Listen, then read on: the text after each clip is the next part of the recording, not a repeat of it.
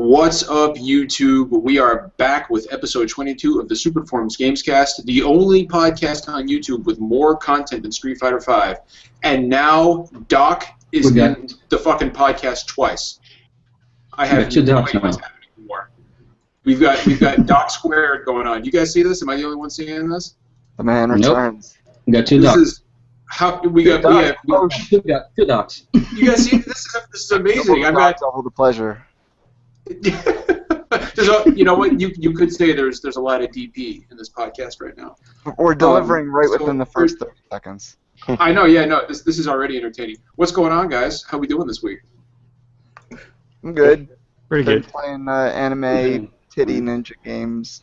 You and your fucking Weibo games. I don't. You're getting all these. It was on the Valentine's Day sale. You got, Of course. Yeah. Of course it was. The lonely little man that I am, I sat there and played Kagura Shinobi Versus. You'd be like me and play Digimon games instead. Alright, hold on, I had to tweet out the link again. Okay, so cool, just want to make sure that people know we're live, because we were a little late because my fucking computer decided to say, go fuck yourself, John. I'm going to restart the minute, or right before you're going to send out the invite, so that was cool, I appreciate that. But, so we're all here except for JT, who is on vacation somewhere in the Midwestern states, skiing or mountain hiking or doing whatever the fuck he does. He says he didn't take his Vita. I don't believe that. He's missing out, let me tell you. He's something so about many, Senran and Kagura here. I don't believe that bullshit for 1 minute. He took his Vita. He did. Can you play Rocket League on the Vita yet? Is that not Did he just play Firewatch and decide to go get back in touch with nature? We drove him out to the wilderness of Wyoming. Yeah. He got really inspired. No, okay, so cool. It's good to have everybody here. And of course, Doc is joining us again. So Doc, happy to see you here, man. Thanks for coming to join us today. Hey, thanks for having me. So at the end of the broadcast, we are going to give away a digital code for Street Fighter V on PS4.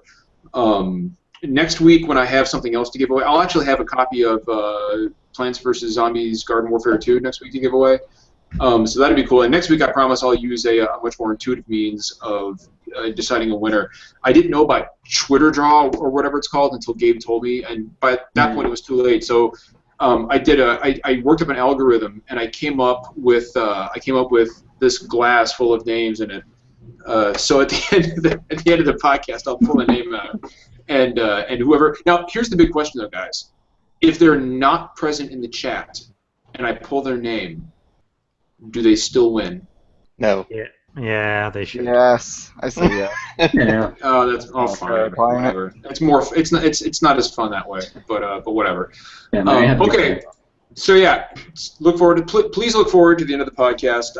I normally wouldn't say that because I don't ever want the podcast to end, but please look forward to the end when we give away Street Fighter V. So Gabe once again put together a list of really cool news, and I really appreciate that, Gabe, as always.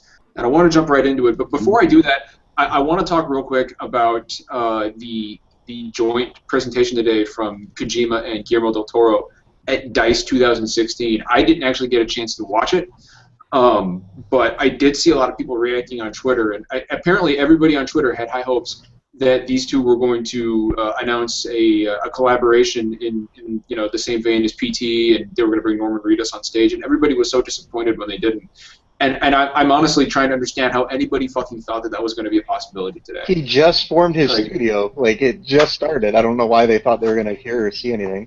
Did you guys? Did you guys see people all over Twitter getting so please, Kojima, talk about your collaboration with Del Toro? And then when it didn't happen, people said, "Oh, I can't fucking believe it." It's an endless cycle of people building up unfair expectations only to be let down. It's even at the masochistic. That's Sony fans for you. Yeah, we're all ponies, man. Come on. I think it's everyone. I've seen it for the Nintendo events too. Oh, I know. I love joking about it. That's my other shtick, other than the shooter one. So nobody likes to get disappointed like Nintendo fans. All right, so I kind of want to jump into the news here. And by the way, if you guys haven't tweeted out the link to the podcast yet, please do that. So I kind of wanted to start off here with this news from the PlayStation blog, and I don't quite know what this means. So if you guys can maybe, especially Doc, maybe you could help shed some light on this. So it says sign up now for the next PS4 system software beta. From the blog, last September we put out a call to PS4 owners to test our next system software update.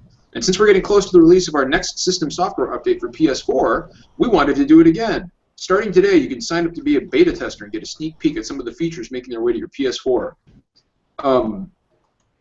You know, sure, fuck it, stability. I was gonna say, man, are you gonna be a beta tester for stability? Like, I don't understand what's happening. Yo, maybe they'll finally add pinning. Maybe they'll finally add folders. Yeah, it could be something cool. I don't know, some folders. Maybe. I don't know. Maybe, just maybe, I'll finally get to change my fucking PSN name. Don't be ridiculous. Don't hold your Keep it realistic. We're talking like PSN 6.0 by the.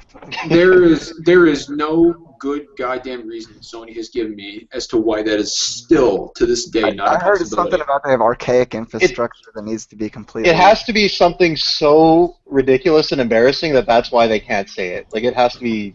That's the only explanation I can think of. Otherwise, they just come out and tell you why. I think there's three things that Sony is never going to change. One of them is the network infrastructure, like how fast stuff downloads, because it's really, it's always been bad since the PS3 days. Yeah. Like, I think my PS3 still downloads at like 100 kilobytes a second. It's brutal. On a wired connection. I don't know. So they're never going to fix that. They're never going to let you change your name, and they're never going to keep your password secure. I think that's pretty much just Sony right there in a nutshell. So why can't? All right, but here's my question, and again, maybe somebody can help me understand this. Why is it possible for Microsoft to enable this on Xbox Live, but Sony is to this end? Sony, I mean, PSN has been a thing for how many years now? Like how many years has this infrastructure been in place? And you're telling me you can't find a fucking backdoor to let us change our PSN names? That's unfucking acceptable. I'm paying for the service. Let me change my fucking name. You do got to remember that this is the massive corporation that kept everybody's passwords in like a plain text file for a while. Like that's a really good point. They don't. Their database problem. They don't really. Yeah, that just happened recently too. For other people, like their security is some of the worst I've ever seen. So I'm pretty sure it's really just bad like planning. I would not be surprised if Microsoft's like people will probably want to change that right away, and I wouldn't be surprised if Microsoft had things like Hotmail and stuff where they'd actually seen these requests coming in. So when they built Xbox Live, they kind of knew what they were going to get. Sony hasn't really had to do account stuff before their PlayStation Network stuff. So, I mean, part of it is less experience, part of it is just really dumb decisions that they have consistently made over the years, time and time again. So I'd imagine that they're at a point, I mean, I've done a little bit of database work before, and I would not be surprised if they're just so far down the rabbit hole that they don't want to go to the effort of changing whatever 70 million accounts or whatever it is. Of migrating that. I mean, I've heard various explanations from Sony. Sony simply doesn't have the infrastructure in place to. If they did it, there's a chance they might wipe out all your trophies. So I mean, who knows? But I mean, the bottom line is that if Microsoft can do it, Sony should be able to do it and do whatever it fucking takes. Make the consumer happy. I don't know. That's my opinion. But I think the best way to do is what Steam does, where you can change your display name all you want, but your login remains the same. Just do that. Yeah. I was going to say it's, I have a bit of database experience too, and I don't want to say I know exactly how theirs works, but to follow up on what Doc said, they have the tables with your usernames, and there must be something, like they must have written it so idiotically that there's something crucial to everything working that relies on that one key, like your username. And like you said, Steam, you just add another column basically, and that's what people see, even though your real one still exists there, but either their API or the way the games call it or the network accesses it, it just must be fucked beyond repair. Well, I mean, what if they tied it to like your real name or something? Like I don't know. Like, what if they came up with an alternate, like a PSN nickname or something? I mean, just find a way to do it because one, I'm tired of the Cubs losing every year. Mine is Johnny Cubs fan for everybody who wants to friend me on PSN, and I'm getting really tired of the Cubs not winning the World Series. So I don't feel much of a fan. I really want to change it, but plus there's some people out there with like fucking Butt Stink 01, and like fucking. Clown Dick 57, and people at this, they came up with these names when they were like 15, and now that they're 25 and they got wives and girlfriends, they're like, wow, I really wish I had made my PSN name Clown Dick 67. back in the day. 67. I played Rocket League with a guy named Clown Dick 67. It was pretty. So it was, so close to 69. Just Yeah, I know. I don't know. Maybe that's why Sony allowed it. They were like, you know what, we're cool with Clown Dick and we're cool with 69, but the two together, I don't know. Far too far. This is also the. I remember one other thing that Sony's been really weird about is registering your devices on their systems. Sony thinks I own 2 PS3s, and they've thought this for a while, but I can't deregister the second PS3 because I don't have physical access to a second PS3. And that's just another weird problem that they've had for a long time. Well, no, hold on. You should be able to just call Sony and get that taken care of, though. Really? Yeah. Last I heard, it was just like they were like, you have to have physical access, and I was like, I don't. No, I actually ran into So I ran into this problem about 6 months ago. I had a PS3 that I was trading in, and I traded it in, and I realized that the system was still activated and I don't trust GameStop to wipe my hard drive or do anything with that. So I called Sony support, and they were able to do it for me right over the phone. So I don't know. I mean, take that as you will. Oh, I'm gonna do that tomorrow then. Yeah, no, it's certainly something they can do. They can do over the phone. But anyway, what else has happened this week? This is pretty cool. Deus Ex creator Warren Spector to lead System Shock 3 development. Yes. I'll read just a little bit of the story here. Warren Spector, of course, we all know him, who's known for games such as Deus Ex and the original System Shock, is joining Other Side Entertainment to lead development on System Shock 3. He'll also continue to contribute to Underworld Descendant. Spector says that while he loved teaching, he couldn't say no to another System Shock game. When the opportunity to have a bigger role in bringing Underworld Descendant to life, as well as playing the System Shock universe once again, helping to bring these games to a 21st century audience, I just couldn't say no. Working on System Shock is one of the most fulfilling things I've done in my career, and it's hard to describe how much I'm looking forward to sharing with players what Showdown has been up to since the last game was released. When did System Shock 2 come out? 1999. That's been a long fucking time. Yeah. A long time. What do you? This kind of caught me by surprise. What do you guys think about this? I'm torn. On one hand, it's Warren Spector. That's great. On the other hand, it's Warren Spector who has, between Deus Ex and Disney. now, made Epic Mickey. And like, don't get me wrong, I enjoyed bits and pieces of Epic Mickey, but there are some things he's like said and done in various talks that make me like, are you sure you got this, man? And then I think it's also important to realize that, like, you guys remember that famous, not famous necessarily, but there's that IGN picture that gets floated around every once in a while where the first quote is Warren Spector saying it's something about like people tend to attribute the creation of a game to a single person, and then the IGN writer wrote says Warren Spector, the creator of Deus Ex and System Shock or something like that. Yeah, I remember that. I'm not describing it very well, but a lot of people kind of do attribute those games to them. But like Doug Church was a big part of. He's a big part of System Shock. Like he works at Valve now. He's not working on System Shock. Harvey Smith, who is now on Dishonored with Raph Colatano, I think. They're on Dishonored, so that's just a completely different thing too. A lot of these collaborators that he's had, he's not working with again. So that has me a little bit worried. But at the same time, he is collaborating with some of them, like Nate Wells, who went from Thief to Rise of the Tomb Raider to he worked on The Last of Us, all the BioShock games. He's the guy who came up with the Big Daddy. So like they have a really good art guy that's working at Other Side, or there's Paul Neurath himself who started all that stuff. He's still there. So there's like he's got some collaborators, and that's good. But I don't feel like I'd trust anything that's just Warren Spector. Well, we all know that dev teams aren't just one man, and Right. Guys like Ken Levine, and when people say, "Oh, this is Ken Levine did this game," or Jonathan Blow did this game. Well, yeah, yes and no. I mean, yeah, they did it, but they also had a team behind them, and the same goes for Warren Spector. My concern is that since System Shock 2, what exactly has he done other than teach? I mean, correct me if I'm wrong, but he hasn't actually been behind the helm of an actual game in quite some time. Am I right? No, Epic Mickey 2. Mickey 2, yeah. Sorry. Yeah, but Epic Mickey 2 sucked. So I don't. That was the point. Yeah, Deus Ex 2 in 2003 maybe. Georley in chat kind of made an interesting comment. System Shock 3 could be his Fury Road. Who knows? Who fucking knows? It's certainly possible, but I don't know. I mean, if Epic Mickey 2 is his happy feet, then yeah, that would be great. That would be great. Yeah, I mean, sorry. What do you? You know, I was just going to say, where do you guys think we'll see System Shock 3? What do you think it'll be? What I'm saying is, do you think it'll be PC like exclusive, or do you think it'll come to Xbox One and PS4? All 3 platforms, I would guess, multi-platform. You think so? I think it's going to be PC exclusive until a port after release, which is what I'm assuming that's what Underworld Ascended is doing right now. Those games generally don't work with controllers. They never have. That may change, but that's the way it's been for a long time. It'll be interesting to see what happens with System Shock 3. Yeah, I don't know. Who knows? I mean, I'm certainly looking forward to it. I love the first two, but again, on the same vein, like I already said, I fucking despised Epic Mickey. I despise both Epic Mickey games.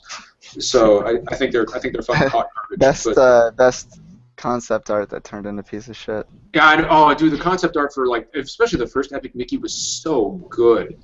And this was like in a post Kingdom Hearts era, you know. So yeah. I was looking at this and I was like, oh man, that looks really fucking good. And the game it turned out to be just fucking tripe. I'm sorry for anybody who loves Epic Mickey. I know some people did. So this one kind of made me chuckle. Phone graphics will catch up to PS4 and Xbox One in 2017. Says according to leading mobile graphics processors developer ARM. There's no bias there at all. No, yeah, bullshit. I'm calling bullshit on this one right now. No, that sounds ridiculous. The fuck out of here. So the Order 1886 on my cell phone. On my fucking fuck. Get the fuck out. So it says here, mobile hardware is already powerful. Ramdan said. Nizar Ramdan being the head of ARM. If you take today's high-end smartphone or tablet, the performance is already better than Xbox 360 and PlayStation 3. It's not. It's not. Is it really? I don't think it is. Yeah. It's catching up quickly with Xbox One and PlayStation 4. So, okay, let's... Wow, that sounds like complete bullshit. Let's unpack this for a minute. Do you guys remember when Peter Vesterback, who fucking follows me on Twitter for whatever reason, I have no fucking idea, but Pete Vesterback, it was in 2012, I think, when he said consoles are dying, mobile's taking over. And for anybody who doesn't know, in chat, Pete Vesterback is the creator of Angry Birds. So we've heard the song and dance before from the mobile crowd. So just to test this, I downloaded a game. I downloaded a fucking Infinity Blade on my iPhone, or Infinity Blade 2. I'm sorry, on my iPhone, just to see. And I played it for about 10 minutes, and you can't. You get the fuck out of here. It's not. This is. I mean, yeah, it might look like a PS2. Okay, that's cool. I get that, but you can't sit here and tell me that this right here, this thing I'm holding in my hand, by next year is going to be able to play Star Wars Battlefront and look just as good as it does on consoles. Shut the fuck up. I don't even think I've seen Gears of War 1 on a phone. Yeah, seriously. You know, and 10 years behind. A lot of it comes down to just basic raw power. I mean, the power supply in my 360, actually not really in my 360, it's in the cable, but you know that whole power brick thing, that's like what, 200 watts or something? And I remember hearing that consoles have they have pretty hard limits that they try to go with. I don't remember what they were. I think it's like 400 watts or something that is the most they'll ever put into a console power brick. So a phone can't do 400 watts of power. There's just no way. And that power is what's going into your GPU. I mean, I have a 700 watt power supply. I could do low-level SLI, or I could go for a 1,000 watt power supply and actually put two 980s in my machine. And, you know, I'm going to have objectively way more powerful energy input than a phone would. Like, a phone just does not have that amount of juice. The battery can't sustain it, and you can't actually pump that much energy through a phone. It's just not possible. I feel like if my phone was able to run Uncharted 4, it would do it for about 4 minutes and then fucking shatter into a million pieces. Like, I don't, like, get the fuck out of here. You're telling me you're going to put Uncharted 4 on this thing. Shut the fuck up. Well, how are you going to control it? All right. I'm going to mention it just because Z-Huge will send us all hate mail if somebody doesn't. The mobile game download market in 2015 exceeded 45 billion worldwide, and phones are on a much shorter life cycle than the consoles. So if it's not right now, it may in the next 5 years be able to catch up. And if it's not 5 years, it'll be 6 or 7. Some people might argue. Look. I mean, because those same numbers, that 45 billion is expected to be 100 billion in 2020. But you're not going to see continuous growth, and battery tech in the mobile market. Yeah, mobile market will eventually slow down, partly because of battery tech. We don't have any massive battery tech changes. It's what those car dudes, I forget what they're called, Tesla. It's what Tesla's working on. Everybody's working on this. How do we make batteries that actually store more energy? We don't know right now. The best we have is lithium ion, and we haven't really gone beyond that yet. So phones are going to hit a brick wall in terms of batteries. Really, that's kind of what they're hitting right now. Well, with things like graphene and some other new technologies, there may be some change. But just look at the way we're going to play games in the next 5 years. If we're using things like VR, you're plugging that thing into a headset that you've already seen them in the mobile market. I mean, there's an additional power source right there potentially. You're plugging into a piece of equipment. So, right. I don't know. We should be at least a little bit worried by the numbers. Folks are moving towards mobile, and I fucking hate it. No, I don't. No. Steve, I got to disagree with you. I mean, there is absolutely a market. There's an audience for mobile. There's a market for mobile, and it's called the Wii audience. That's where everybody who bought a Wii went. They went to mobile. There is and will always be an audience for it. This is just in my opinion for a core gaming console, be it Xbox or PlayStation or whatever Nintendo is going to put out, or even the PC market. Because a Steam machine, yeah, sure, it's a console. There's always going to be a market for that, and it's. Yeah, mobile has a greater market share of the gaming space, but that's also, in my opinion, that's a relative term. You can't, in my opinion, compare something like Candy Crush to something like Gears of War or Angry Birds to something like Halo 5. I mean, it just doesn't work. I mean, in my opinion, those aren't traditional games. Angry Birds is an 8.73. And Halo is a 9.47. That's perfect. Didn't I hear that the Angry Birds guys are actually spinning off some of their businesses as they're declining in popularity? I haven't heard about this. I haven't heard about this at all, actually. I think their book publisher, they had a book publisher, I think they just spun that off into a separate business. I'm not sure why. Isn't there a movie coming out? I think there is, yeah. There's an animated, that's like a Pixar-ish looking Angry Birds coming out. Yeah, sure. Yeah. It has I saw the trailer. It has a good voice cast, but the movie itself just looked terrible. The script looked terrible. That is a good voice cast. Wow. And whatever. I don't know. In my opinion, I'm kind of with Steve. The sooner mobile dies off, the better. And I'm sorry for anybody who really loves their Candy Crush or their Angry Birds. But fuck mobile. Let's not talk about mobile anymore. What I do want to talk about, and this kind of ties into E3 predictions because it kind of throws a wrench into what I was thinking. So, and thanks again to Gabe for bringing this up. Fallout 4 expansions detailed season pass price increasing to $50. So this is from GameSpot. After last week's tease, Bethesda has now officially announced the first details for Fallout 4's expansions. At least 3 are in the works called Automatron, Wasteland Workshop, and Far Harbor. Far Harbor sounds pretty cool. Additionally, Bethesda has announced that the price of the Fallout 4 expansion pass is rising from $30 to $50. If you haven't heard, Far Harbor, they say that it's the biggest expansion, from a map perspective, it's the biggest expansion the biggest DLC they've ever done. Which of course we've heard that before, but it's Bethesda, so I tend to take them at face value when they say stuff like that. And you're going off the coast of Maine, which sounds pretty cool.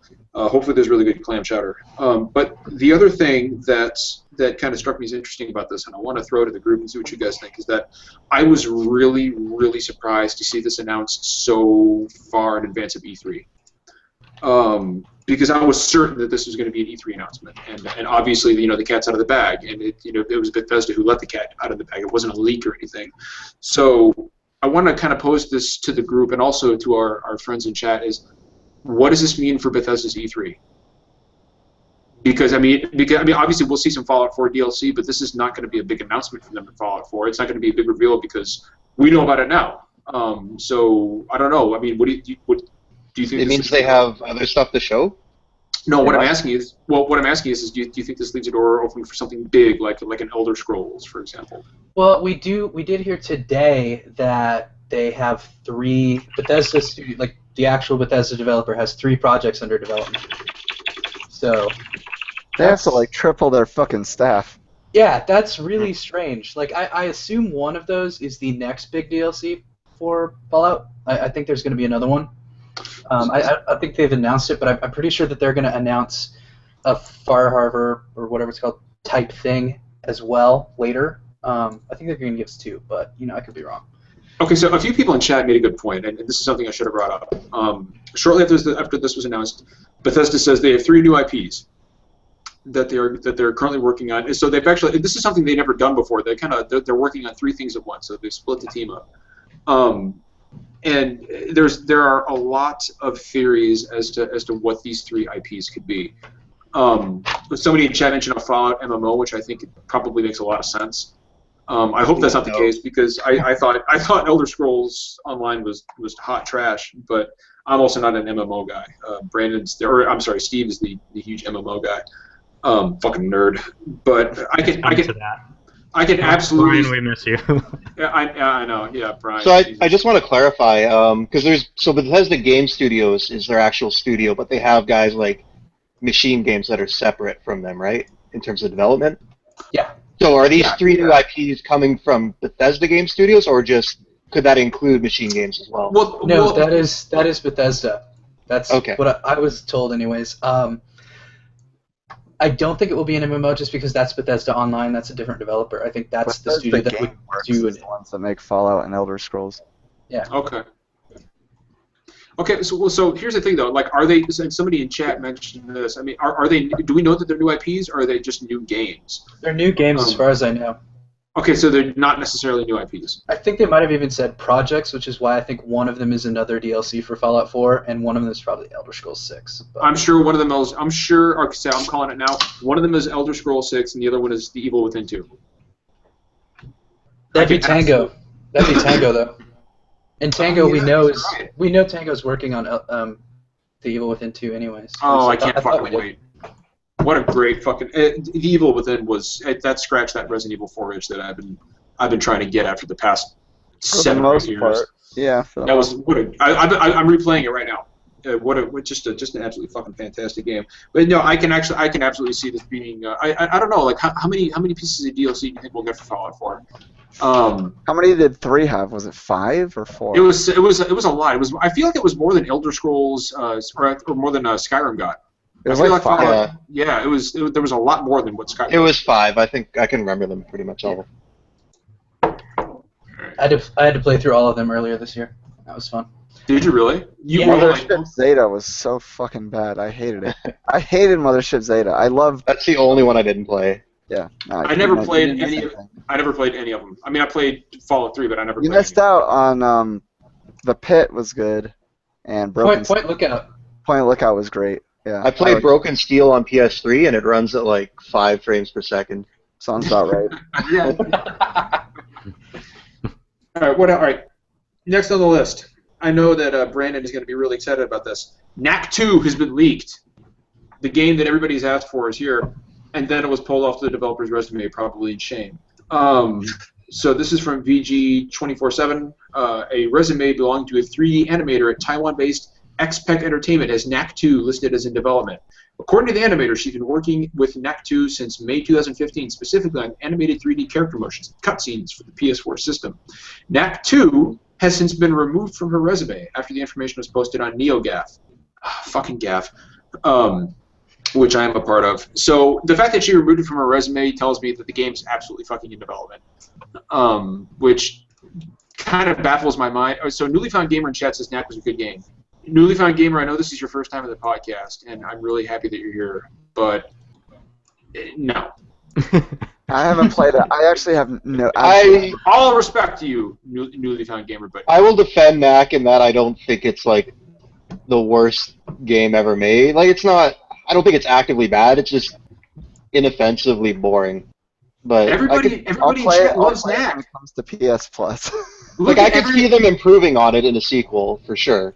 There's a lot to improve on. You can improve on anything basically. Is it going to be the same developers?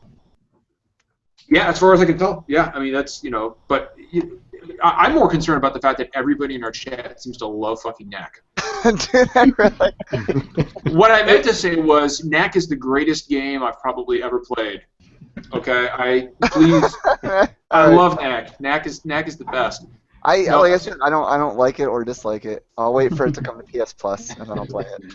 So next Mega's podcast, we'll be giving away a digital copy or digital code for Knack's Quest mobile game app. You can tune in for that. No, we're not actually going to do that. No, we're not. Mega Adam in chat. Mega Adam, hey, there's only you're new here. There's only one Mega. Okay, you got to change your name if you're going to come back. I heard Knack is old school hard. Is this true? It's pretty tough. I played a little bit of it. I played about maybe 5 or 6 hours of it. So really, I played almost all of it. And Knack is it's difficult. It's like frustratingly difficult. But then again, who knows? Maybe I was just shitty at Knack. So I don't know. I'm not the Knack expert. So I don't know. Can anybody else answer that? Was Knack? Did you guys find Knack incredibly difficult? I played on hard for a few hours, and yeah, the checkpoints are really shitty. Like there's certain places where I don't know. Maybe that's the modern gamer talking, but some of it feels unfair, for sure. I mean, I don't know. You know what? I guess for a launch game, yeah, whatever. It was whatever. I don't think maybe if it launched at a cheaper price point, people would. I don't think Knack 2 is the game that people are screaming for. I'm kind of, to be honest with you. I mean, there are other Sony IPs I would like to see revived other than Knack. So I'm kind of surprised that they're... Well, hey, at least we're getting the Ratchet and Clank, so you can't complain. Yeah. Like, I'm all about Ratchet, dude. I'm all about that Ratchet and Clank. I'm gonna complain until we get another Jack game. I would love to see another Jack game. But That's a good call. Naughty Dog needs to stop trying to make realistic games and just go back and make cartoon games again. That would make me so happy. Well, they're gonna have they're gonna have one of those teams for Uncharted 4. I mean, you know, I really love want to Jack, see, but I'd be so sad if Naughty Dog went back to that. I think someone else can take over. You know what I would really love to see Naughty Dog? Never take me seriously when they talking about can't do Naughty it Dog. before. They can't do it before they make Uncarded Uncarded? with the K. Yes, please. Yes, please. That'd be fucking awesome. You know what I really want Naughty Dog to tackle, and you guys tell me what you think, and this goes for anybody in chat too. I would love to see them do like an RPG. I want to see no. I want to see Naughty Dog step outside of their comfort zone. Enough third-person shooters. I know Brandon's going to kill me for that, but enough third-person shooters from Naughty Dog. I want to see a fucking I want to see a Western-style RPG. I want to see number. When I hit somebody, I want a number to fly out. Right? Like that's what I want from Naughty Dog. Either that. But or if it's a shooter RPG, I wanted to have RPG elements. How about that? How about that? I wanted to have. Like, you want dialogue trees. Yes, I want that. I want loot. I want loot. I want when I hit a guy, when I shoot a guy in the in the head, I want some numbers to fly out of his skull, kind of like in The Division. I would love to see some RPG or maybe even like hardcore horror, like The Last of Us had its creepy moments, but I would love to see them maybe do something like really really scary. Or having said that, I would maybe love them, and I said I'm not big on MMOs, but I would love to see that kind of aesthetic applied to like or like something like The Last of Us, but set in like a massively multiplayer online type deal. I think that could be pretty cool, or maybe like a game set in that universe. I don't know. I think they go for really highly curated experiences, so I don't really see an MMO happening. I could see them doing an RPG though, and it'd probably be better than anything BioWare's ever done. And this is coming from a guy who doesn't like Naughty Dog. Boy, that's a controversial statement, dude. I'm not a BioWare fan either. I am a huge BioWare fan, so I don't know about all that, man. I'm a huge Jade Empire fan. I want BioWare to go back and make the Fuck sequel to Jade that. Empire. I never played it. There are dozens of you. Jade Empire is the only game I have played with John Cleese in it that I can think of. That's like the only redeeming part of the entire game. That's not true. But.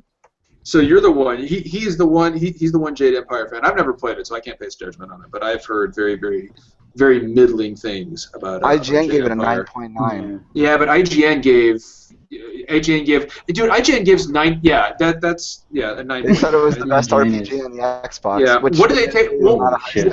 What was the thing that cost him that 9? That .1? What was it? There's a Twitter account called like Terrible IGN Reviews that tweets out terrible IGN reviews, and it's great. Everybody should go follow it. But it's really fucking awesome. But they tweeted it out. I remember that they tweeted out that review, and it was a 9.9, and they took off a .1 for something. It was like, and it was back in the day with. I was the one who tweeted that to them. Was it real? Was it you? Yeah. Yeah. What did they take the point off? Because like, if you look at the way IGN used to do it, they had like a 10 graphics, 10 replayability, 10, and there was like a 9.5 or something, and it was so fucking ludicrous. I can't remember what it was though. I don't know. I don't know. I don't remember Anyway, either. who gives a shit? Who fucking cares? I would have done it for no guns. Yeah. That's yeah. Well, yeah, that is. Okay, so. What are your feelings on Far Cry Primal? Yes. Oh, God, when the fuck does that come out? Next week. Yeah, next it comes out on Tuesday. Tuesday. It comes out on Tuesday. No, I'll be too busy playing Plants vs Zombies Garden Warfare 2. No, I want to know about Doc, because it's just fucking Far Cry without guns. How does he feel about it? Ooh, yeah. How do you feel about that? No shotguns. You can throw everything you carry, so it's still a ranged game. I am not sure how I like the Ubi formula. I was really starting to feel a little bit worn down by the end of Far Cry 4, and I don't know if I'll actually buy another Far Cry game at this point, regardless of I'm whether not it's... buying Primal at full price. Nope, hell no. I'm not buying. No. You could be made of guns physically, and I might not buy another Far Cry game. I want to buy Assassin's Creed Syndicate before. Syndicate's worth it. Yeah, and I'm not gonna buy Syndicate at full price either. So I got a ways to go. It's cool. I can wait. It went like $35 on Steam like 4 weeks after release. My buy-in for Assassin's Creed is usually like 25.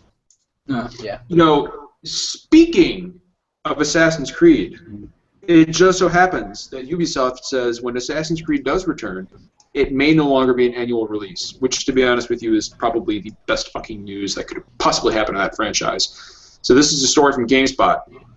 Ubisoft has indicated the Assassin's Creed franchise may not resume its release cycle when it returns. On February 11th, Guillermo? Yves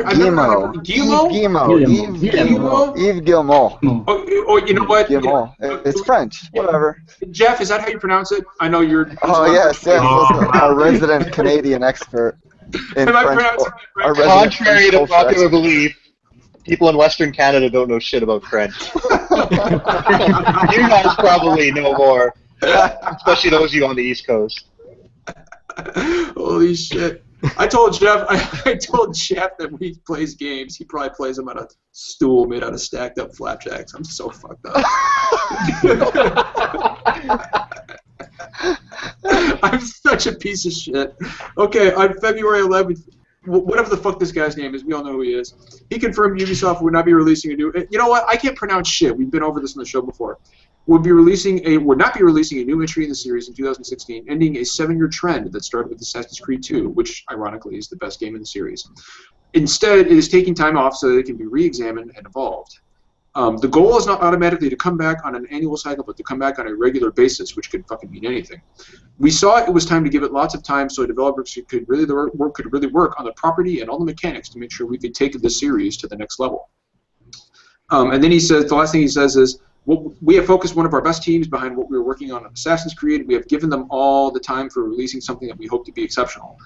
Okay, you know what, Ubisoft, I got a suggestion. How about you stop working on fucking Assassin's Creed and start working on either Beyond Good and Evil 2 or another fucking Prince of Persia game. Please.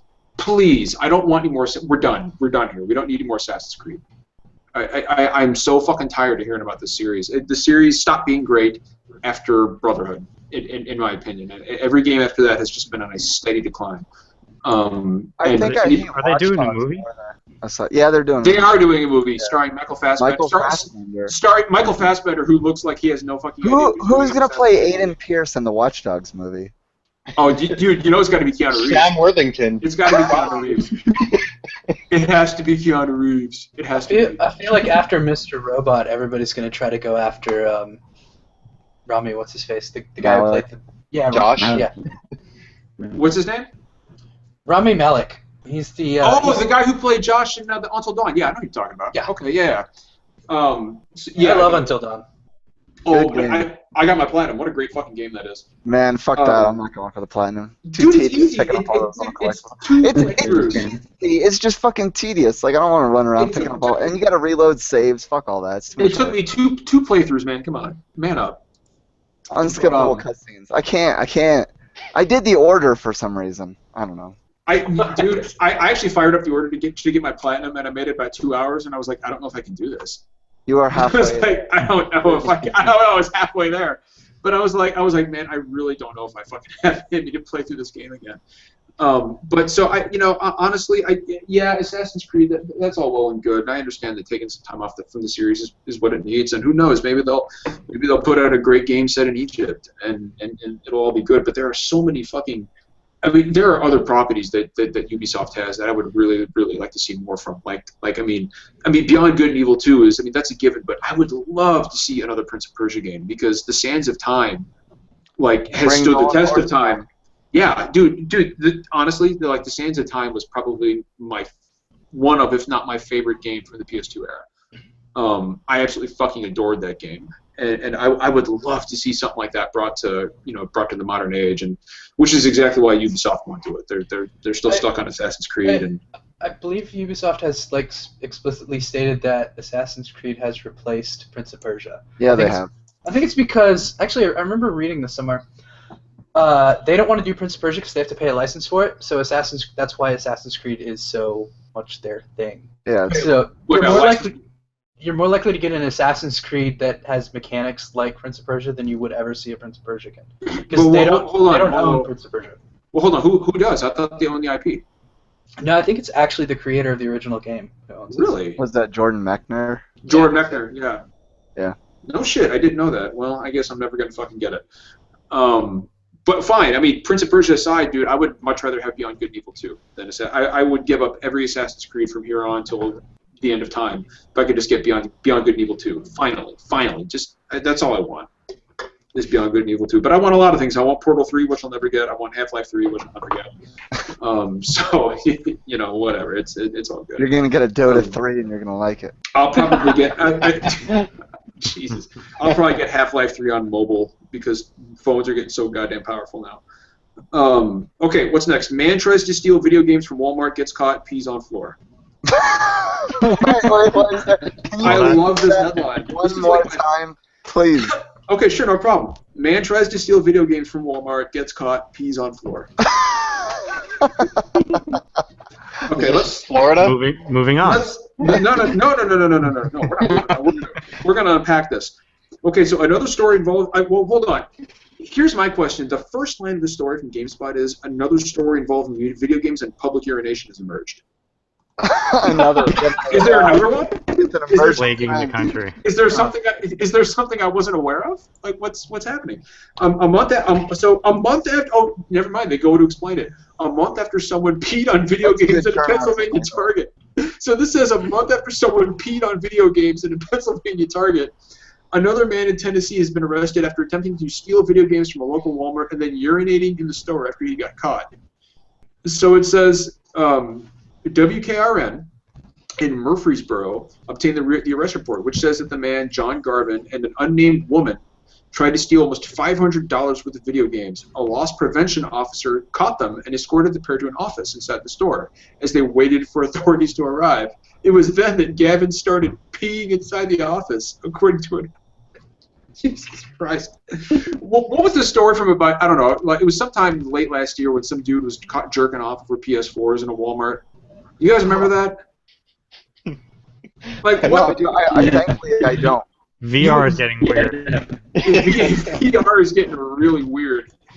I mean, the PS4 is a good-looking console. It really is, dude. Like it's Very aesthetically pleasing. Yes. Dude, it's so angular yet so smooth. I'm getting kind of tingly just thinking about it. I've got it sitting here right next to me. It's really exciting. The little beep it makes. The little beep it makes, like the slow rhythmic pulse of the light when you turn it on. It has two clits. Oh Jesus Christ! All right, this has been episode 22 of the Super Important Gamescast. Thanks for joining. Goodbye. What sucks is this guy wrote both articles about people urinating on video games in stores. Like, he wrote the Target story as well. This is like his niche of reporting. So, I mean, I don't. So this guy urinates. I don't know. Like, people are peeing on PS4s. People are jerking off over PS4s.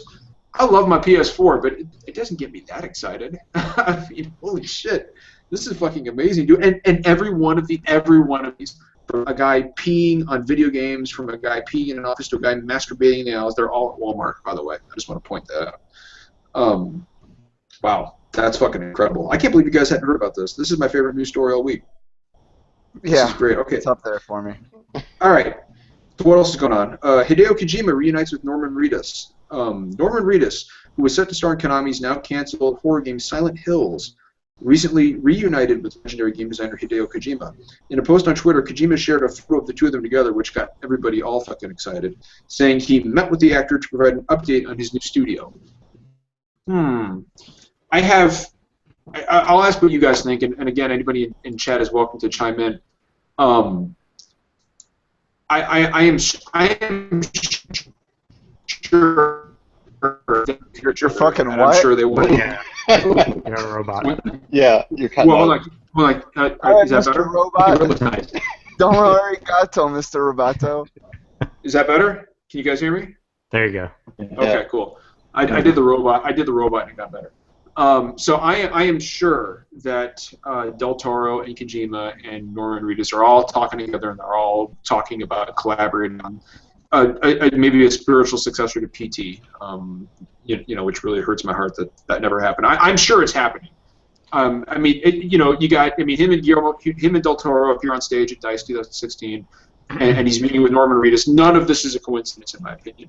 Well, to add to that, on the 25th of January, Hideo Kojima may have been shown PlayStation's VR's first flagship title, and then he was pictured wearing it. So it seems like what he explained it was in order to plan for their next VR experience. So, I mean, he could be considering a title in VR. Okay, hold on. Are they doing a world tour of all their tech, though? Hold on. Before anybody says anything, I want to point something out. Mega Adam in chat has now changed his name to Adam Servo because I told him there was only one Mega here. Mega Adam, I want to point something out. That was a joke. You don't really need to change your name. Okay, I feel terrible. I just looked over in chat and he said something and I was like, no, wait. I noticed that too. I was like, wait. Hold on. That was a joke. He went and changed his Xbox Live name and his PSN. He changed his Xbox Live. He would have changed his PSN name, but they won't let us do that. No, Adam, you can feel free to change it back. This is the poor guy's first time here too. No need for that, Adam. You can keep it Adam Servo if you want, but please feel free to put it back to Mega. Okay. But anyway, getting back to Kojima. So who was talking? I didn't mean to cut you, but I felt like that was important to point out for our first time viewer here. Yeah, I was just adding to the conspiracy theory with throwing in the VR stuff. And we haven't mentioned also that they kind of leaked a price point of $299. They've also said there's a little bit of a console that comes along with the VR. It's about the size of a Wii. And most recently they said it's been pushed back to autumn, so I might as well finish my thoughts on VR in the meantime. But you're right, they're doing a world tour, they're showing it to a lot of people. Maybe it means nothing, but Kojima's put his hands on VR and maybe he's considering working with it. I'm hoping it's at GDC because I'm going to be there this year. Oh, really? Yeah, it worked out that way, so I'm going to GDC. Oh, dude, that's awesome. That's fucking outstanding. I'd bank on it. I'm It was gonna at see Vision Summit. I'm going to see a drift at least for sure, so that alone is going to make it worth it. I really want to see a drift. Summer Lesson. Well, hold on. That name is familiar. Summer Lesson. What is this again? Please tell me what this is. I know it's funny. I know it's. You have to remind me. You have to remind me what Summer Lesson is. It's like anime girl on a beach. Okay, right. Okay, that's right up your alley. I remember that. I remember this conversation. Now it's all coming back. Summer Lesson. It's like Dead or Alive, but more like a one-on-one kind of thing. I googled it, and God. there's the headline that says Summer Lesson may be a creep, and that's a good thing. Guys, you have to slow down, man. From first we started talking about the PS4, now we're talking about Summer Lesson, and I'm going from 6 to midnight. You guys got to calm down. All right, this is I'm too thinking much. about importing Dead or Alive 3, Extreme 3. I have not played a Dead or I have not played a Dead or Alive game since like Dead or Alive. No, Dead or Alive Extreme Volleyball or whatever the fuck. What's extreme about it? Like the tits? Yeah, boob Do they physics. actually? Do they play volleyball? Because They in all this, did in the first one. Yeah, there's no volleyball in Dead or Alive. What the fuck are you talking about? There's like $1,000 worth of Dead or Alive downloadable content on the PlayStation Or Store. 5, yeah, Dead or Alive 5. Crazy. Yeah, dude. There's Dead or Alive themes. There's Dead or Alive fucking avatars. Isn't there a Dead or? I did play the original Dead or Alive Volleyball on Xbox. I guarantee you, there's a Dead or Alive hentai. I promise you. I promise you. I'm sure there are many. It's In been fact, around I'm going to search for it after this just to prove myself right. Not to watch.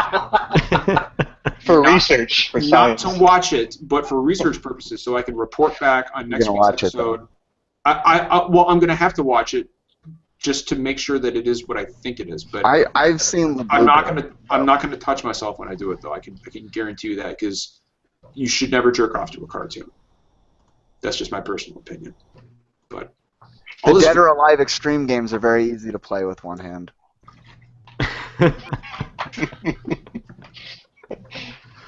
God. What the fuck is happening in this podcast?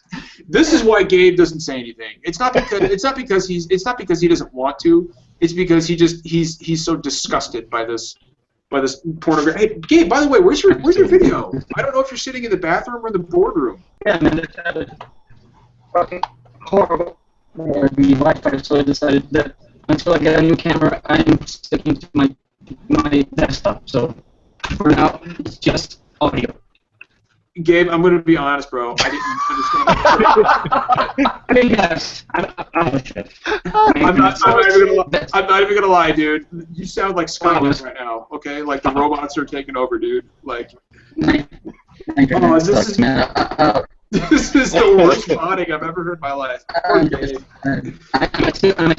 I want to assure all our viewers right now, Gabe actually has his new mic on the way. He did order a new mic, so it's coming. But I kind of... No, it's right here. I'm using it right now. Oh my God. Gabe. Your old mic was better. Might want to Pretty sure that's a connection issue, though, not a mic. Yeah, and there I you know. go. I'm just, there he goes. He'll be back, though. He'll be back. That's one. That's the first one. We were putting down bets as to how many times he dropped out. That's one. I've got 3 more before I cash in. Yeah, poor Gabe. Oh, that was going to Vegas tonight. There he is. There's Gabe. Gabe, can you hear us? Nope. You're fucked. No, you're still fucked, dude. You're You still have to fucked. move north. Okay, I'm gonna continue with the news because Gabe. You know, I tell you what, everybody in chat, we're gonna start a Patreon to just get Gabe to move here. Okay, so I'll start that up, and then because Gabe, you can come live with me. Dude. You know, like it's because Gabe, you're just such a happy guy. I want you around, man. I don't know, you make me feel better. Trump's going to be president soon. Get in before it all goes to hell. on my Waya in chat, it says take a shot for every time Gabe drops out. Bro, we'd be drunk every podcast. That's not going to work. That's not a good idea. Okay. All this fucking video game talk. I want to get back to the news. Doom's campaign is about 13 hours, says the dev. According to GameSpot, it will take you around 13 hours to complete Doom's campaign, according to developer id Software. The game's official Twitter account mentioned the number recently, further explaining that the difficulty level you play at will be a determining factor in how long it takes you to complete it. Yeah, no fucking shit, id. Yeah, no shit. Like, but still, like the highest difficulty level is permadeath. No, but that's it's like, the harder our game is, the longer it takes you to beat it. Well, yeah, of course it is. What you really felt? You felt the need to fucking tell me It's that? marketing bullshit, whatever. I think it's because you're always going to have those internet people who just start complaining that, oh, it's only 13 hours, this should be an 80-hour game with grinding or something. Shooter, guys, 13 hours is good. The Doom RPG. of which there is already one. I'm waiting for the Doom. I'm waiting for the Doom RTS. That's what it was programmed by John Carmack himself. Didn't he do it like on vacation? Like he was he just did it on vacation in a couple of weeks or whatever. That sounds like him. Well, I've got to reassure. I've got to reassure Gabe in chat. Have you guys seen the Rocket Man trailer for Doom? Nope. No, I Sounds have like not a seen no. Okay, I'll tweet it out later. it. Yeah, tweet it out so we can see it. It's Doom set to Elton John's Rocket Man. It's like the greatest thing ever, at least in my opinion. The So- new Doom, the Doom 2015 Yes. Yeah, Yes. yeah, that's what he's or talking about. 16, sorry, rather. Yeah. Okay, so I want to talk real quick about Kojima and Del Toro. I mentioned it at the beginning of the podcast, but I wanted to kind of drill down on it right now. So everybody knows they sat down today at DICE 2016, and they spoke openly about their plans to collaborate in the past and talked about maybe the way going forward for the future. And Kojima says, look, he would of course love to work on a game, a movie. I don't care. We'll do it. Kojima, just stick with games. Don't do movies. I want you on games. Guillermo del Toro says, Can you imagine like a fucking like 7-hour Metal Gear Metal Solid Gear movie? with like 30 minutes of actual gunplay and like 6.5 Jesus hours Christ. of exposition. No, There is a Metal Gear Solid movie, I think, somewhere in the works, like lurking. I don't want it. Someone has the rights to it, and it's festering. I really, really don't want it. That's one of those properties that works best in the game sphere. I really don't think that needs. Like, it's different for Uncharted. Like, if you made How a come we never badass got a Uncharted Castlevania movie? they were going to do one. Were they? Jeff, Yeah, no, they were working on one. In fact, it was the guy who directed the Resident Evil movies. Okay. Oh, God. I'd do it. I would watch it. I would watch it. That's garbage. I love all the Resident Evil movies. I like the They're Resident Evil garbage, and I movies love too, them. Oh, yeah. my God. Stop. They're the Doritos of movies. Yeah, they're fine. But so They come in many flavors. I feel like okay, so there are games out there, and I'm totally getting off track with Kojima and Del Toro, but this is the Super Fun Gamescast. I don't give a shit. There are so many properties out there that would make for a great film. Metal Gear Solid is not one of them. Give me something like there has been an Uncharted movie in the works. It seems like for fucking. There's already so many great like escape films that like what does Metal Gear Solid Yeah, have I to mean bring Metal to the table? Gear has nothing to add to the genre. I agree. But I feel like Uncharted, an Uncharted movie, if you had the right cast and the right script, that could be really, really fucking cool. See, I'm kind of the opposite. Like, I feel like games that are really linear, story-driven experiences are the least. Like, that's what I don't want a movie of, because it's already a lot like a movie, right? It's that cinematic experience as much as people like hate that bullshit term. Dude, it's not cinematic. It doesn't have the black bars. Oh, right. Yeah, there's no black bars. You can't. It renders at full resolution. Yeah, but Plus, it isn't. I mean, they could make a Dead or Alive movie. Just saying. They did. Dead or Alive Extreme. They did. I think it's. I think it's available on Pornhub. Did they not make 2 of them? Well, No, they made 2 Street Fighter movies. Yeah, no, there was a Dead or Alive movie. God, no, dude. Street Fighter, I don't care what anybody says. Street Fighter has the best fucking scene in any game movie ever. When that suit brings M. Bison back to life and he starts screaming that Jean-Claude Van Damme came to find a man, but instead he found a god.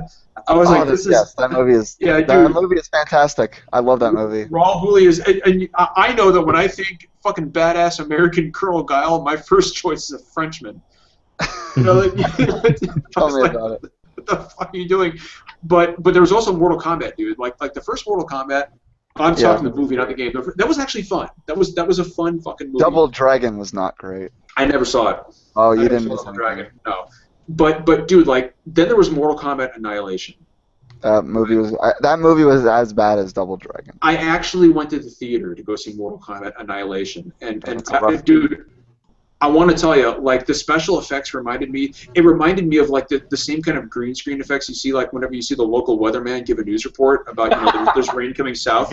Like that was about the quality of what you saw in that movie. You know, I kept expecting like fucking Motaro to give me a weather report, and there were holes you could have driven a fucking like dude. When the fucking plot of Mortal Kombat Annihilation said we need ninjas, fuck the backstory. Like holes in space-time rip open and fucking ninjas drop down and shit gets real, and you almost kind of have to respect that in a way. But I feel like we've moved past this era where like video game movies have to be really bad. Like I think Prince of Persia, people didn't like Prince of Persia the movie. I fucking thought it was great. It was good. I thought it was very well done for what it was, and I thought it was. I saw it in theaters. It was pretty good. It's good. I thought it was a lot of fun, and I think it. I bought some popcorn, had a good time. Yeah. Great. Now I'm gonna watch it again. This is all your fault, all of you. Jake Gyllenhaal's a good actor. Dude, Jake Gyllenhaal plus. No, It Plus, dude, satisfies my itch for Pirates of the Caribbean and stuff. So like it fits that adventure movie itch. So actually, I like the Pirates of the Caribbean. Yeah, it reminded me kind of the Mummy. You got to admit too, though, man. Like Jake Gyllenhaal is like PS4 levels of dreamy. Like he's pretty good looking dude. Like, and I say that as a completely straight man. Like he's almost Troy Baker handsome. I would say not quite. That's not the going GTX crazy. 980 of people. What's that? Who's the GTX 980 of people? That's what I want to know. He was. No, that's great. No, I like that. That's a very apt comparison. But I don't know. Like this is an interesting topic. Like who would you guys cast as Nathan Drake? I wouldn't, but I mean, I would. Come on. I would be the exec that like intentionally tanks the movie. And then I would. Fillion 15 years ago. Yeah, 15. Yeah, that was going to be my answer. 20 years ago, Nathan Fillion would have been fucking perfect. Perfect. I'm the kind of guy that thinks that the games are so derivative of Indiana Jones that I would really rather just see more Indiana Jones. But I don't want an Uncharted movie at all. I think it would be fucking great, dude. Okay, that's fine. That's fine. Well, because why do people love Uncharted? They like it because of Nolan North and like that cast of characters, and then you're just going to recast them all in the movie, and it's just going to be another. You could bring in Emily Rose to play Elena. I mean, they modeled her face after her face. I mean, you could bring her in to play Elena, and get a charismatic dude to play fucking Nathan Drake, and there you go. Get Bruce Campbell to play Sully, and there you go. Fucking. But when you take away the game part, which I know Doc doesn't like, which most people do, like then it's just another cliche adventure movie. Like I don't know what that brings. I don't know why that movie exists. I mean, give me a Wolfenstein movie or a good Max Payne movie. I would take that any day over. Yeah, a good. I watched the shit out of Wolfenstein. Okay, you actually have Nazis and zombies, and you'd have an American guy in a gruff voice shooting everything. It's perfect. I do want to point out real quick that Gabe out in chat says that Mark Wahlberg going to play Drake. Yes, at one point he was. And Robert De Niro is going to be Sully. And it was so fucking bad. It was so. Wait, Bobby D sounds perfect. Drake. I would be all over. Yeah, Robert. Drake, you want to go find some treasure? Oh my god. I'd be all about it. I would enjoy every second of that. No, that would have been fucking awful. But so I just threw out in chat Gabe says from now on he's going to be contributing to the podcast on the chat for tonight.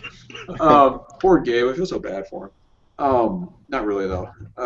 But so I think who said Max Payne? Did somebody say Max Payne? I said Max Payne. Yeah. I think dude, Bryan Cranston. Interesting. I can almost see that. Get Bryan Cranston and adapt Max Payne 3. Give him a beard. His voiceovers would be amazing for that. Oh, dude, that would be so fun. I can't believe Bryan Cranston hasn't actually done a game yet. Has he? I don't think he has. It's too expensive for I'd hire him. But dude, yeah. Oh, I actually really like the idea of Bryan Cranston playing or The Darkness. That could be a really cool fucking movie. Remember that game, The Darkness? Man, The Darkness movie would be fantastic. The Darkness would be fucking good. Such a fucking cool thing. If you do that, you just got to keep Mike Patton voicing The Darkness. It has to be Mike Patton, though. Yeah, if you don't have Mike Patton, it would not work. So you guys know that they are actively producing a Last of Us movie, right? Yeah, that sounds terrible. Yeah. Did you guys hear about who's playing Ellie? No. It's Maisie Williams. She plays. Is that confirmed, or is that still just? Yeah, no, that's good. They even like a promotional poster for the movie, and they're getting Maisie Williams, who plays Arya Stark in Game of Thrones, to play Ellie, which, to be honest with you, is kind of genius. Let me know when somebody makes a No One Lives Forever movie, though. Dude, if they did a Last of Us movie, get fucking what's his face, Josh Brolin to play Joel, and I'll go see it. I pretty much watch him in anything he's in. Amazing.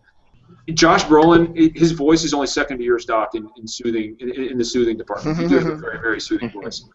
I wish I had Tommy what's his face voice though. Tony.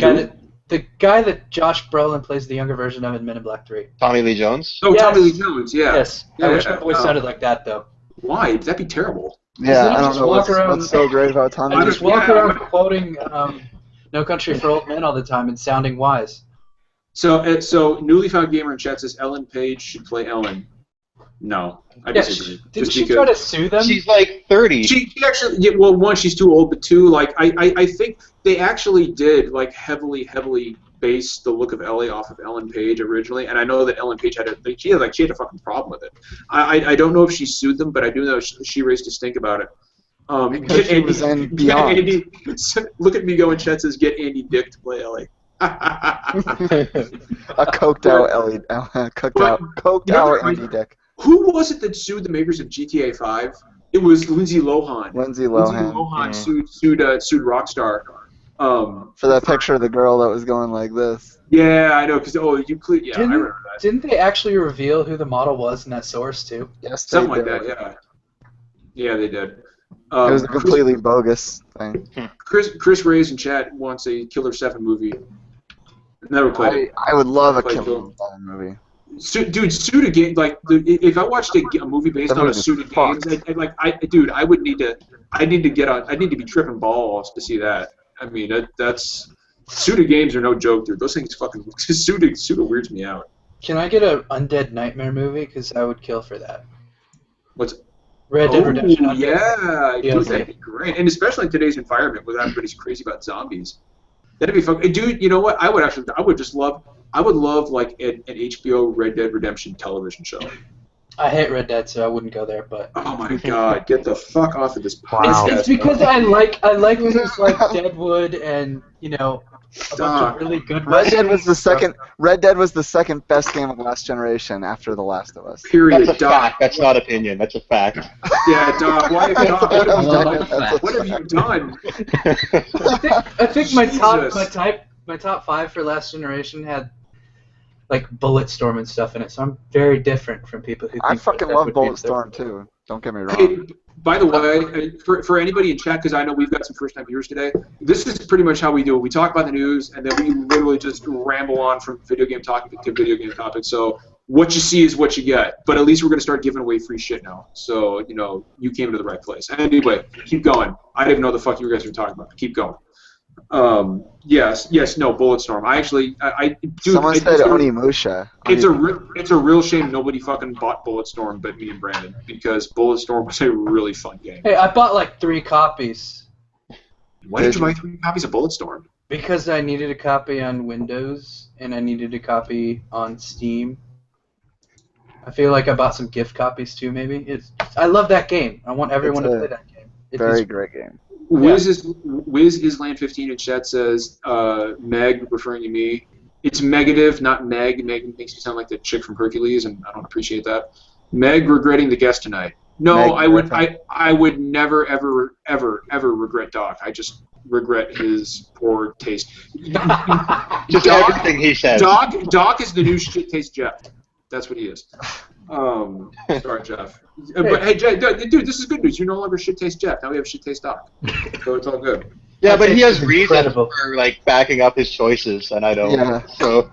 Okay, so I'm going to loop this whole conversation back around to Kojima and Del Toro, because I've got the story sitting right in front of me. We've gotten so far away from that now. And then I'm going to give away a free game. So Kojima, and here we are back. And the reason I'm bringing this back up is because somebody in chat pointed out PT and VR, and I think that's a total possibility.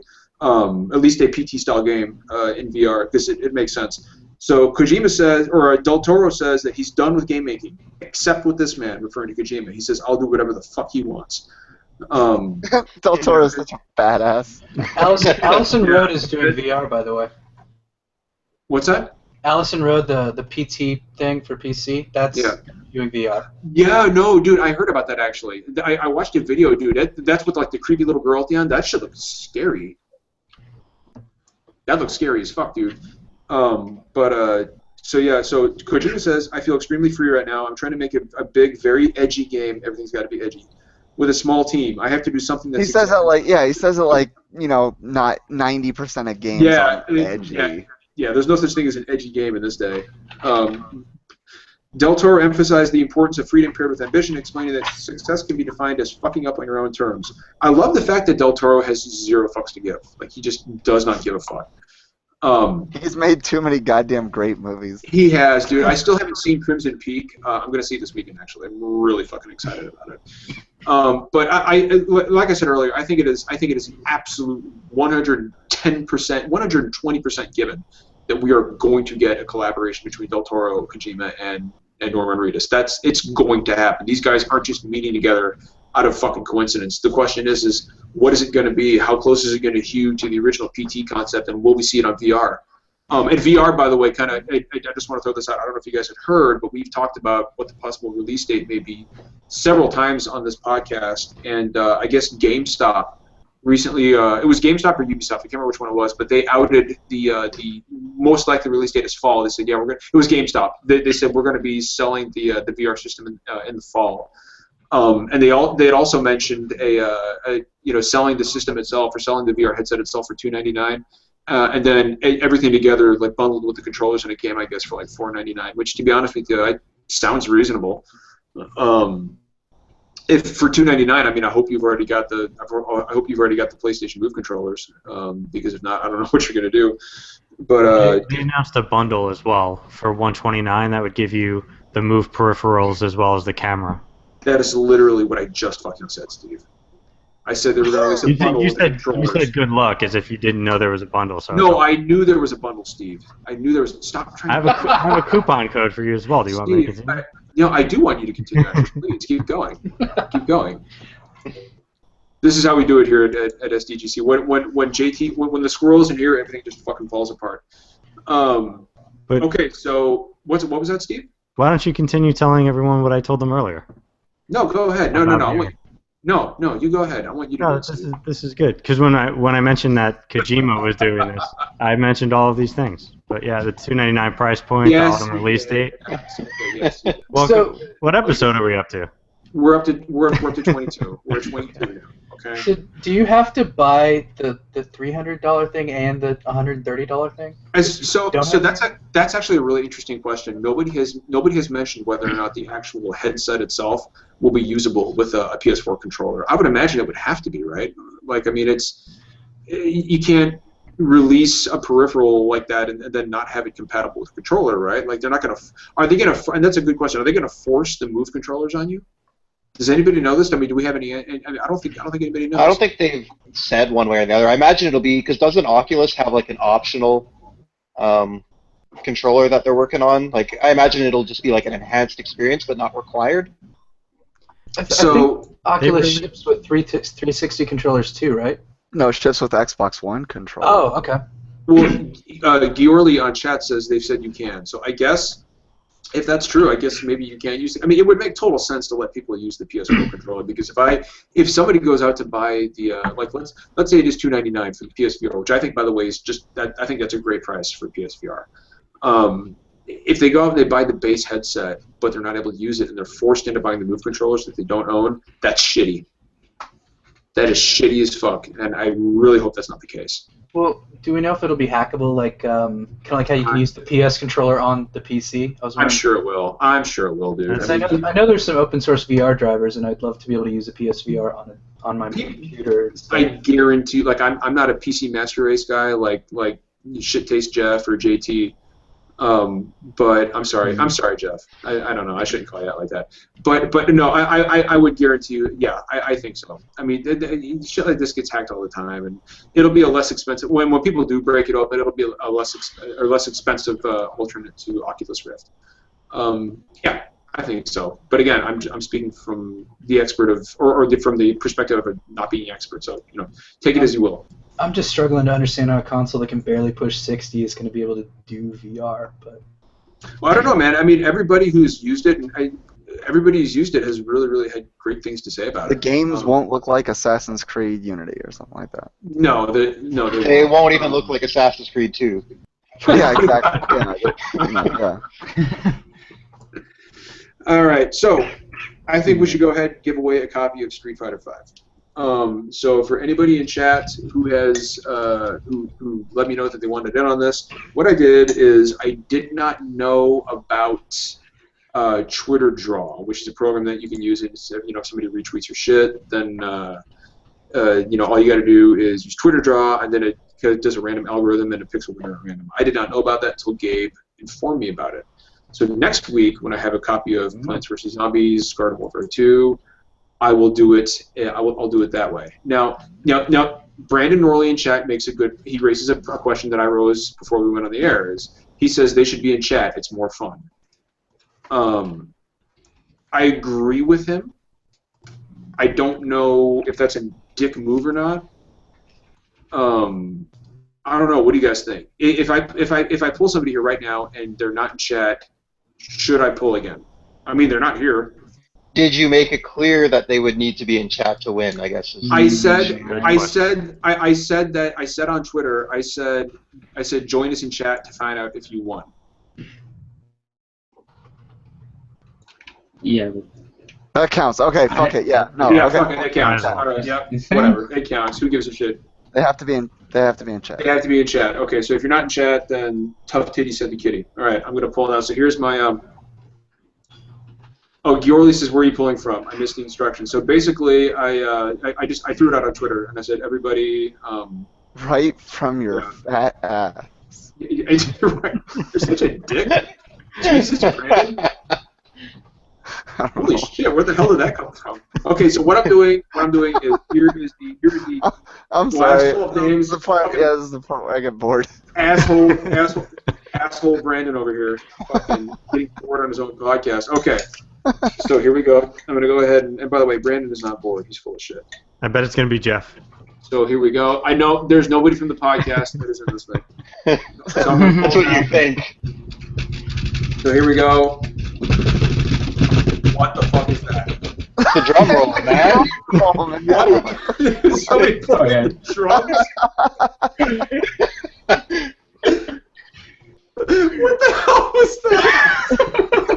It's a drum roll. Just draw the fucking name. Was there Someone locked Dave in a trunk, Here we go. and he's trying to get out. It's one of them names, man. About it. And yes, to answer Wiz's Line 15, yes, it's a digital copy for PS4. It's a code. Holy shit. This All right, podcast just send off the it. rails. Send Here it. we go. Do we have Kai5209? That's your Twitter handle in the chat. Are you in the chat? Kai5209. Are you in the chat? Because if you're not, you're fucking missing out. Okay, let's count to 3. No, 3, 2, 1. No, Okay, no, next. not in the chat. Okay, so next, let's do it. How many of these are there? There's like 50 of them. Aries Gamer, are you in the chat? I think that's Enrique, right? Pretty sure he's not here. No, that's not you, Chris Reyes. It's just gonna get the code emailed to that person. Wait. It's gonna be the Hold last on, name. wait, hold on, Chris Reyes. Is that you? Are you Kai 5209? I'm gonna find out right now. If you're lying to me, he says he's Kai. He says it's him. Let's find out. I'm gonna look on Twitter right now. It is him. He won. Chris Reyes, congratulations. Nice. The first one That's was you. already in Yeah, chat. look at that, dude. Yeah, The first one was already here. Congratulations, dude. Look All at you. that deliberation for nothing. Yeah, I know, right? All that build-up. So yes, Chris Reyes, you have won a digital copy of Street Fighter V, and as soon as we're done with the podcast here, I will hit you up on Twitter and I will DM you the code. Enjoy it. I've got a copy myself. I was playing it for about an hour yesterday. I'm going to do it again when we're done with the podcast here. Fair play. It's so you know what? There's been a lot of hullabaloo about the game lacking content, and it is absolutely a valid concern. The game is really light on content right now. There's a lot more coming out later, which is encouraging, and you know one of the mitigating things for me is that it's all free. Like all this stuff is going to be released for free, which is cool. And I feel like they were really transparent and upfront about what was going to be in the game for whether or not that makes it acceptable. I don't know. And that it's like where does the line get crossed? You know, I mean, like you said, dude. I think that's a good point. I mean, they were very open about, look, we are shipping a game that doesn't have all the features you might expect. However, those features will be added shortly after the game's release. Please go out and buy our $60 game with not a lot of features. I mean, I get why people are upset, but at the same time, I mean, people knew I mean, they were really open about what the game was shipping with and what was shipping without, and they were really open about what to expect. So anybody who went out buying the game expecting that or knowing that was going to happen, and then complaining about it, to me, you don't really have a valid complaint. So I mean, go ahead. Is it my fault for assuming the game would ship with working netcode? So that was a joke. That was. I know. I know a lot of people have had issues with the online component. I haven't had any problems, but again, I only played it for an hour, so I don't know. I mean, I could run into a fucking PSN brick wall when we get off the podcast here. But who knows? I mean, I know there have been a lot of, but so supposedly Capcom turned the servers off and then turned them back on, and people were able to play again with little to no issue. So I don't know. I know that people on PC are having a much worse time with it than PS4.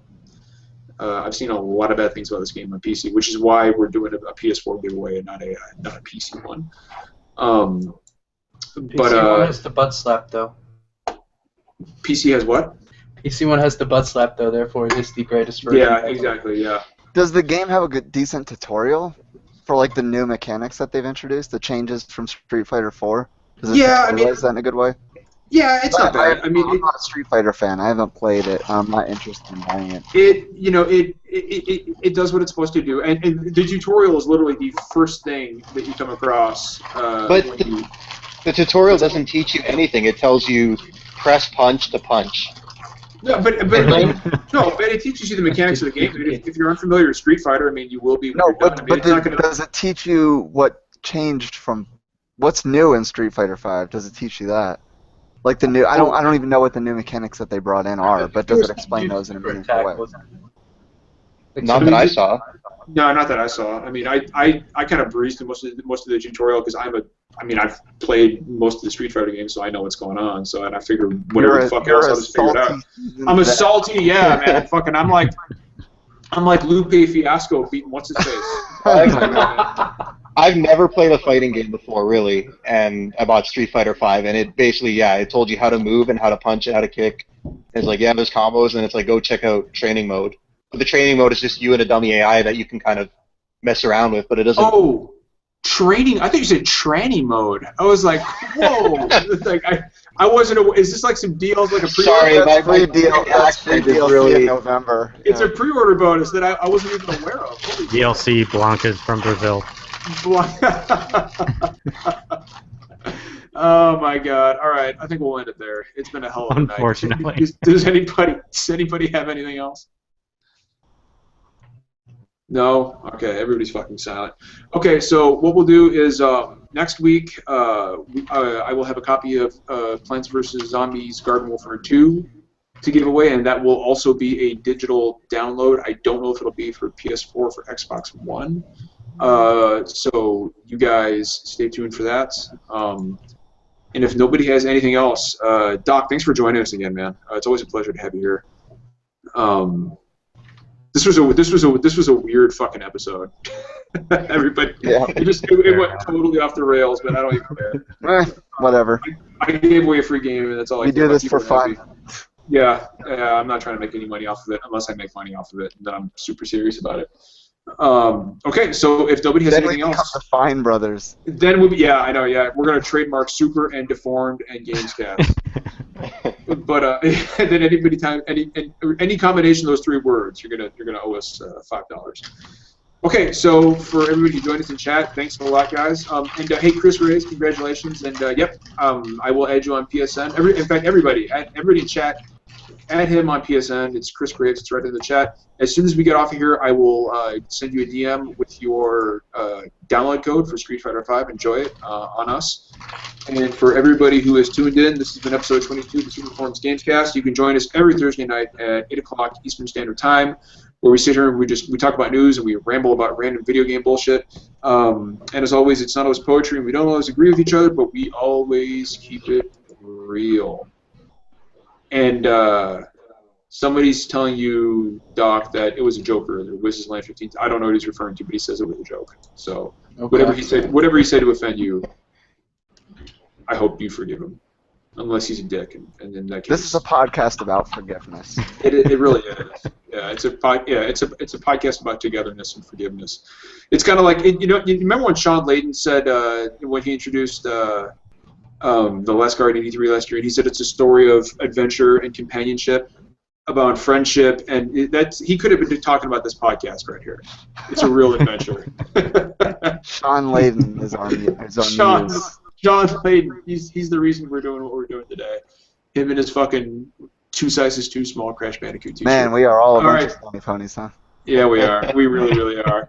All right, guys. We will see you next week. Thanks for tuning in. See you later.